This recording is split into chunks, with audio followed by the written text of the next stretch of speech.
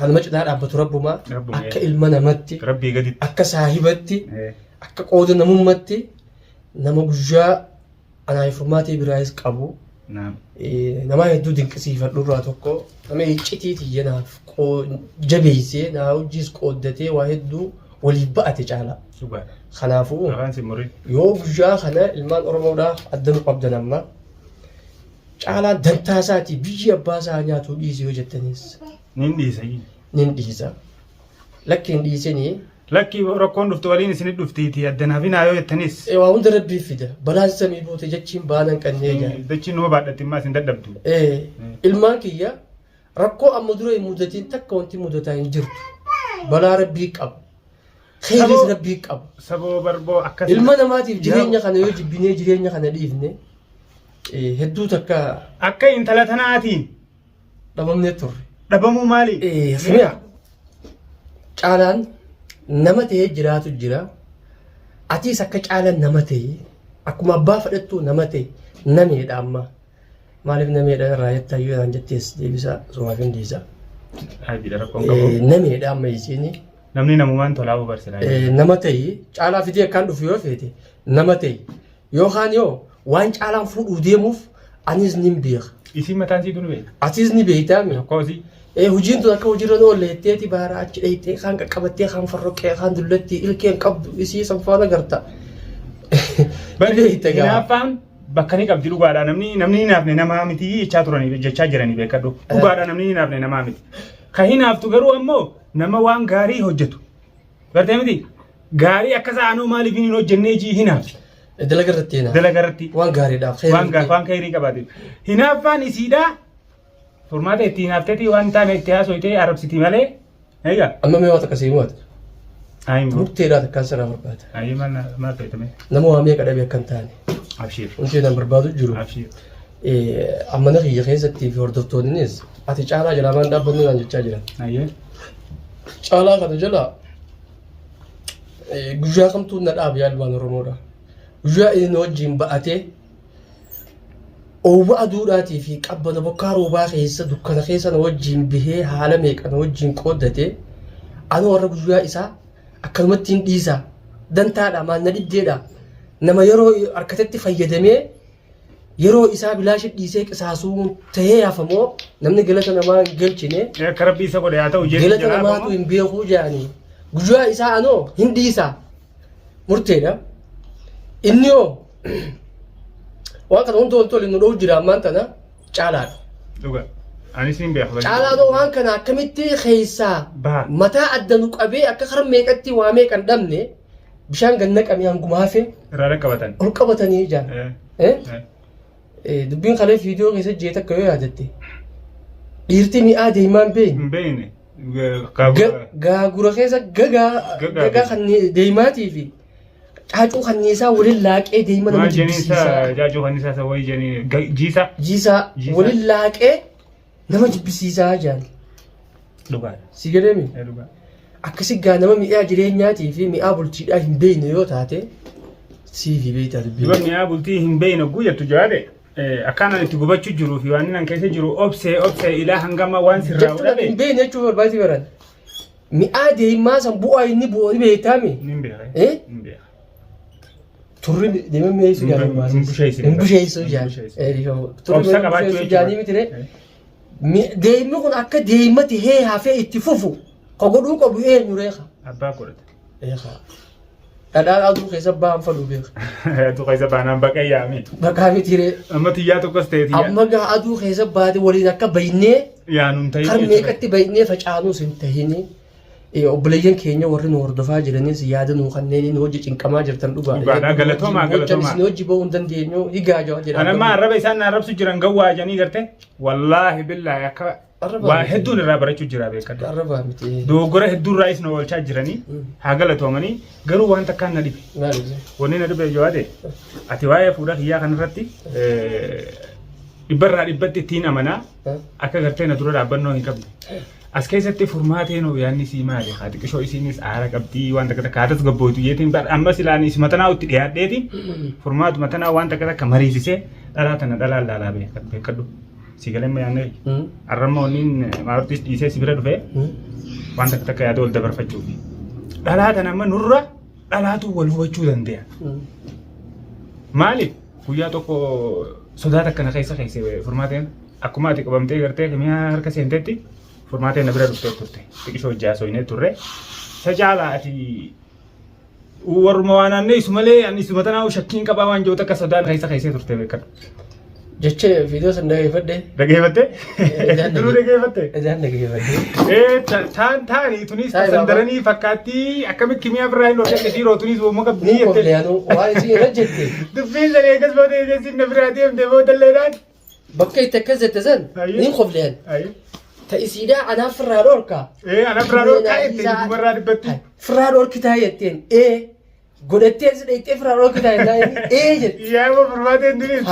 Jecha dachaa fayyadamte akka inni tokko. Atis bakka sammoo. Maamee guyyaa tokko akkana waree bar. Maamee leenjii ajaa'ibatti argitee jirte isa wadanaa waati. Jenneere. Jetteen. Bakka isaa irratti hayyee gaajaa. Atis wayii qabda kaaduu bakka taanaan jetteen. Jettee bari. Firraa dhoorkee atis siirii godhatte annaan lakkii siirii. Siirii godhatte jetteen. Duba humna qabdaa jetteen furmaateen laal harkaataa wajjin garsiiftee guyyaa sana. Atoo duba humna tam qabaatteeti isii tana birraa dhoorkitaa nuti fuuldura dhaabbattee bari yoo nu dhufte nuti birraa dhoorkuun dadhabnee jetteen. Si dura dhaabbattu bakka sani yennaan isiin adiisaa itti beektaa. Bakka sani caalaa shakkee gaa'ii. Isiin tun if dura waan waa hubattu isiin jee amma furmaateen tun beekemma dhalaa gizee siin jen dubartii gizee siin jen ta dhiirarraa sammaa achi dabartee daftee waa agartuu jiru. Uumama wanni kun beekadhu. Waan kanaaf ta'e. Maatni akkam taate siimu. Gamaaf dubattee. Boosiitu keessa gannaan buusini bakka xiyya tanaa dhiisi. Lakkee akkasii miti dhiisa kamma waggaa kaameeraa kun cufamee saasuu dandeenyu waa hedduu dhaabara. Asirra waa hundaa si bannu qaayee. Iccitii goona. Akkasii miti biiniitti dhiisiti. Maalis eete intaltummaan san tagartee ammaan tana maardummaan fuudhuu deemu tunu eenyu akka taatee akka mul'attu. Tuttuuxee isii kakaasuu san qoonxara waggaa ibiddaran naqan eela irratti. Ni facaa bar. Akka inni facaa bar muka jidduu obaasanii. Muka jidduu obaasanii. Lululan. Tasgabbeessan. Kajalaa gubbaa kan lullaa qabu. Isiin kun akka akkam ta'a jaalala gartee gubbaa qofa moo jaalala keessaa tooni qabdi. Hubachuu. Nama kana raasaniiti. Waan jiisanii boosotittiin dubartii aannan sun beeyne aannan nama jibbisiiftii sanii miree aannan kan carsitee qammansitii bara. Qammansitii dhugaa. Jaalalaa bara. Aannan jaalalaaf dhugaa bara imaa rabbiin namaa kan neemi. Dhugaa. Saniif kaa jaalaltuun akka aannanii sanitti. Jechootuma kee babbareedoo kana yaadee. Aannanii sanitti dhuguu feeti. An jireenyuma kana unaaf gaheen jaayoo ragguun jechootuma kana mata tasgabbeessu kan ragguun fi harkee kana agartee. Dhiisee akkasii akka taanu ammaa tana. Jaalaltii akkuma aadamaa maaruun jee mizaanni jaalalaa eeggannaa fi mizaana eeggadhu jaalala isiidhaaf. Kan nurratti isiinis jaalala isii kan nuti keessatti eenyu taatee. Aishaa. Horadhu. Taatee haa mul'atu malee furmaateen arraa miti gaafa dubbiin bakka kana geenii mi'oodhaan caalaa sin fuusiin jettee nama waa dagalee. Bakka saniin eegu jira. Arrallee akkasitti as baatee qomanaa dhawwattee abshiira naatti. Sanuma ammaa ni fuudha jetti caalaa ni bar. Murteessitee dhiiroo. Haala sareedhaa kanaaf isii wal mormine. Video kali keessattis agartee jirta. Video arkee laakiin ammoo waan inni afaan sirraa bira taa'ee isii wajjin haaseen irraa manaa beekadha. Sanuma kanaas kaa. Maaliif jette tooftaat akka qabdi isiin ogguunii fi gartee akkana gamana karaa mirgaa kana si wasafuu feete bitaa himti beekte isiinis haasosii kana nama beekuu beeka malee. Dubbumaan sani. Haa ta'u waati ni beektaa miree. Ni beeka. Akka biratti hin fassaratiin. Ni beeka. Hamtuun hin jirtu. Dhibbarraa dhibbatti hin beeka. Nama nu cinaa dhaabbatee inni ati mallee kanuma cinaa dhaabbatu rabbumaa akka ilma namatti. Rabbii gaditti. Akka saahibatti. Akka qooda namummatti nama guyyaa anaa furmaatee biraayis qabu. Nama hedduu dinqisiifadhu irraa tokko nama iccitiiti janaaf jabeessee naa hojiis qooddatee waa hedduu waliif ba'ate caala. Kanaafuu yoo guyyaa kana ilmaan Oromoodhaaf adda nu qabdan amma caalaa dantaa isaatii biyyi abbaa isaa nyaatu dhiisii yoo jettanis. Nin dhiisa. Nin dhiisa. Lakki hin dhiisinii. Lakki rakkoon dhuftu waliin isin dhuftiiti addanaaf naa yoo jettanis. Waa hunda rabbii fida balaan samii boote jechiin baanan qannee jaa. Dachiin nama baadhatti immaa isin dadhabdu. Ilmaan kiyya rakkoo amma dura hin mudatiin takka wanti mudataa hin jirtu. Balaa rabbii qabu. Kheyris rabbii qabu. Saboo barboo akkasii. Ilma namaatiif jireenya kana yoo jibbinee jireenya kana dhiifne hedduu takka. Akka intala tanaatiin. Dhabamnee turre. Dhabamuu maali? Mee nuti gurguddaadhaan nuti xiqqollee taatu carraa keenya uumama keenya lafarratti uumamne kana nyaannee uumisa jawaade. Tokkoffaa ilmaan kiyya sun silaa irra dhabamee bar.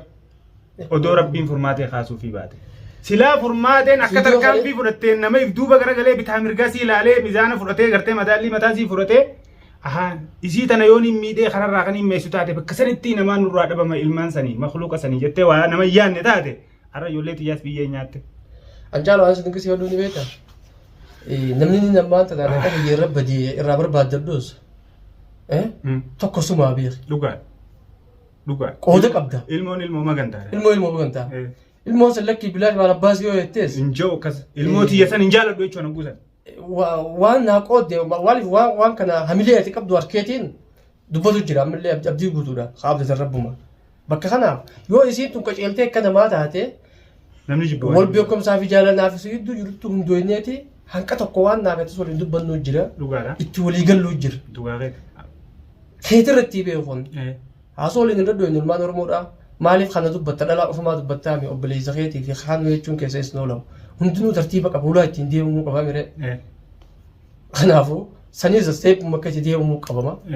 Waan hunda yeroo dubbatanii. Ka caalaadhaa ta'u caalaan akkam na cinaa jira gaafa rakkoo isiin jaartiin isaa jaartii jara geessitu hojii jira naaf caalaan takka addan baane. Addan baane. Inni wanta kana mallee irra deebinee dubbannu takka addan baane. Hadis imala kaanii jarri sadeen dhiiraatii fi jara kaan sanis waliin akkas godhan. Raammata takka dhaba. Addaan hin baay'inaa fi caalaa waliin booyaa turre. Mana hakimaa waliin jawaadeenis akkasumatti haasoo isaa irratti anaatu isin itti guuta. Jaartiitii akkana godhu jira guyyaa tokko fuulanatti hin jijjiirre. Wajjin jirraami kanuma wajjin jiru san gaafa furmaatee fi Aishaa waliin halkan gurraacha rooba san keessa fuudhanii achi geessanii akkasii miilaa mataa nyaatanii distii itti kaayanii akkasii cafaqanii hanga ilmoo irraa baasiinsaa ga'an san guyyaa tokko hoo kana bira jiru kanaan qabadha jee gama kiyyas garagalee fuulallee natti hin jijjiirre. Maaliif? Rakkoonsa waliin nurra dhufe isa qofarra hin dhufne jechuudha. Naaf isa jechuun naaf jawaadee jechuun tokko ta'ummaa keenya wanni agarsiisu jechuudha.